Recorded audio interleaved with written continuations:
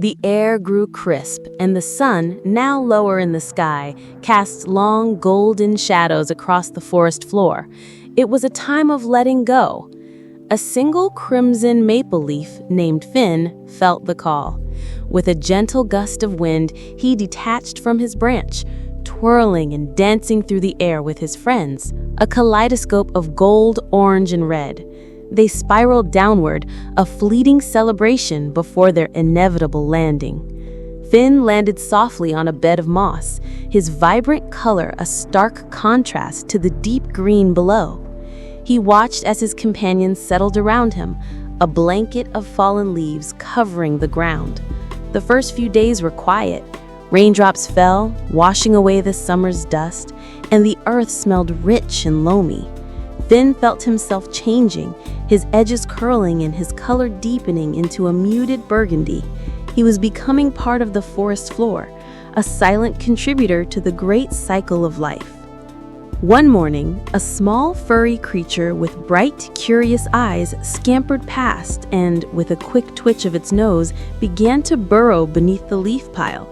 Finn was lifted, then pushed, as the creature, a vole, meticulously constructed its winter burrow. Finn and his neighbors became the roof of a cozy subterranean home, their bodies a shield against the coming cold. They held firm against the wind and the first flakes of snow, protecting the tiny family below. Winter passed and the world began to stir again.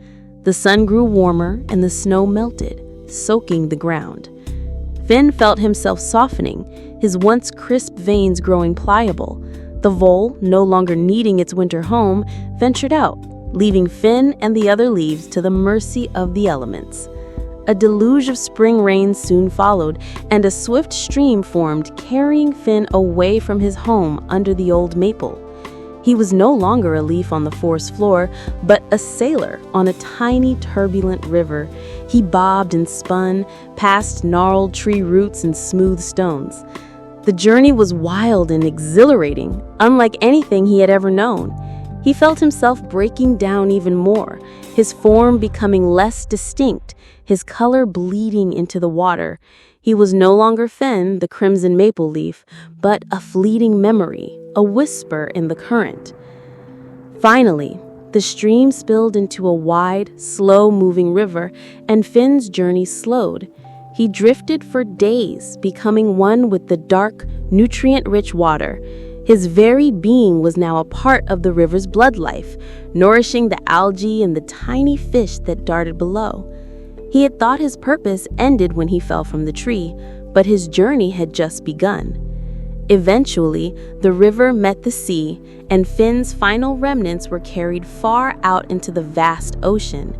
He had returned to the great cycle in the most profound way, his journey a testament to the endless, surprising transformations of a single fallen leaf.